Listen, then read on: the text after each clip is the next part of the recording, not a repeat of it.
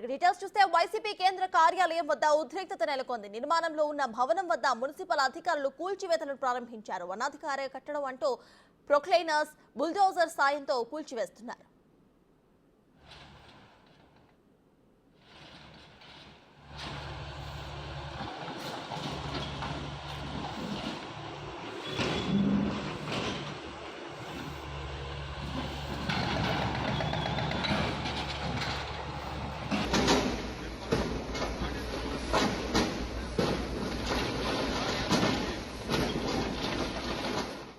Tadepalli boat యార్డ్లోని irrigation స్థలంలో 1 ఎకరా భూమిని 33 ఏళ్ల పాటు లీజుకు తీసుకుని వైసీపీ కార్యాలయం నిర్మిస్తుంది. ఆ ఆఫీస్ను రామ్కీ గ్రూప్ సంస్థ నిర్మిస్తుంది.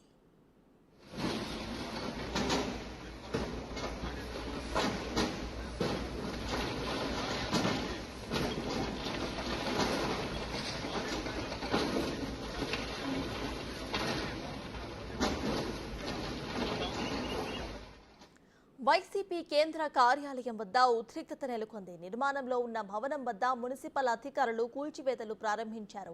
అనధికారి కట్టడం అంటూ ప్రొక్లైనర్స్, బుల్డోజర్స్ తో కూల్చివేస్తున్నారు.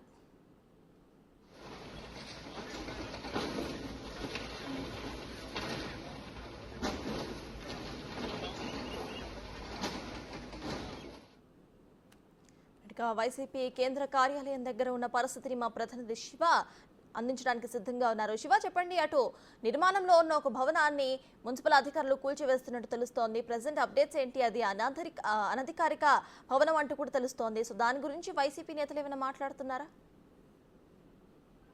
సప్తాస్ మొత్తం మీద చూసుకుంటే కనుక మంగళగిరి నియోజకవర్గ పరిధిలో ఉండవల్లి సెంటర్ లో ఏదైతే బోటెడ్ హౌస్ అంటే ఇరిగేషన్ శాఖకు సంబంధించిన బోటెడ్ హౌస్ ఉంది. ఈ హౌస్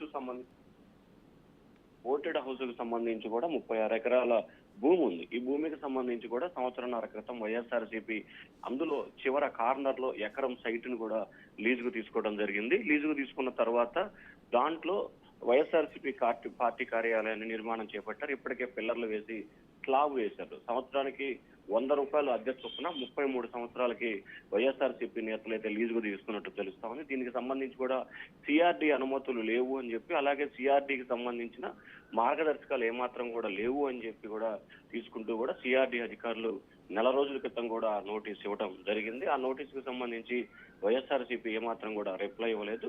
ఈ నేపథ్యంలో టీడీపీ నేతలు అక్రమంగా నిర్మిస్తున్నారని హైకోర్టులో పిటిషన్ వేశారు. హైకోర్టులో పిటిషన్ వేయడంతో హైకోర్టు కూడా వెంటనే దీనిపై స్టే విధిస్తూ కూడా నిర్ణయం తీసుకుంది. అంటే దాదాపుగా నెల రోజులు, అంటే ఎన్నికలకి కౌంటింగ్ కి మధ్యలో ఈ ప్రక్రియ కొనసాగింది.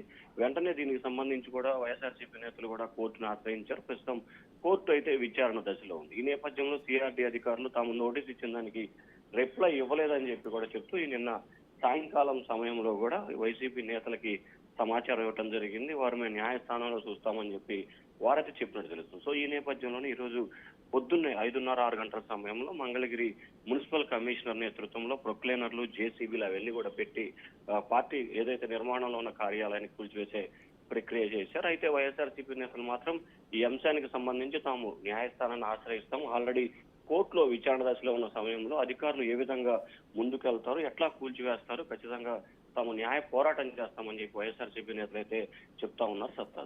Right, thank you Shiva.